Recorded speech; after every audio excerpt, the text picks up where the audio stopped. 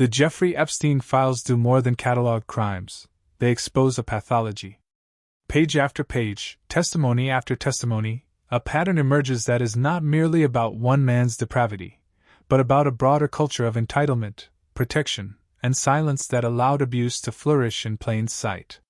What the records reveal is less an anomaly than a system working exactly as designed. Epstein did not operate on the margins of society. He moved freely, a privilege most white Americans are afforded.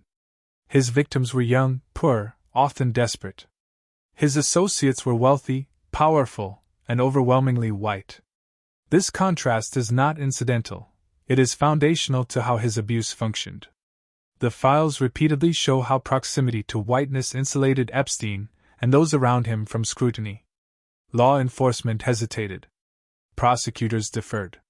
Journalists were warned off. Institutions closed ranks. In communities where whiteness and affluence are conflated with respectability, harm is often reclassified as misunderstanding, excess, or unfortunate behavior rather than violence. Sexual abuse in this context is not driven solely by desire, but by domination. Epstein's operation relied on a belief that some bodies exist to be consumed while others exist to be protected. The girls were treated as disposable. The men were treated as valuable. The files show how frequently victims were disbelieved, discredited, or pressured into silence while their abuser was granted second chances and legal leniency.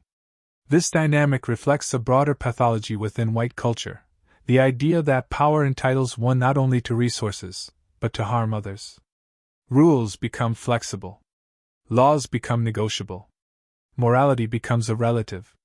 Abuse, when acknowledged at all, is reframed as personal failing rather than structural violence.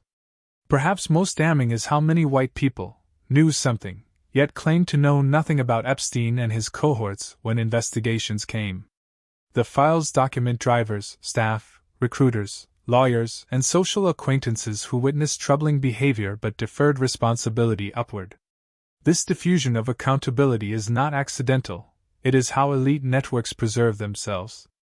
Silence becomes a form of loyalty. Ignorance becomes plausible deniability. The pathology is also predicated on wealth.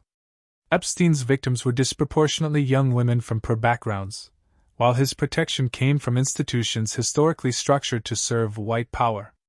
When abuse occurs in systems that institute unfair treatments to certain groups while relegating other crimes to the background, it is not simply ignored, it is absorbed, normalized, and quietly managed. The Epstein files force an uncomfortable reckoning for white America. This was not a failure of oversight, but a success of hierarchy. The system they worked to protect and values the most turned on them.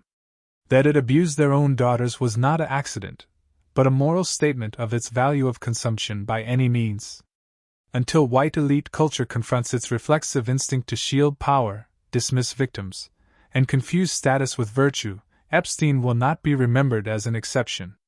He will be remembered as a case study, one that revealed how abuse survives not because it is hidden, but because it is tolerated by those who benefit from looking away. Barrington Williams, B1 Daily.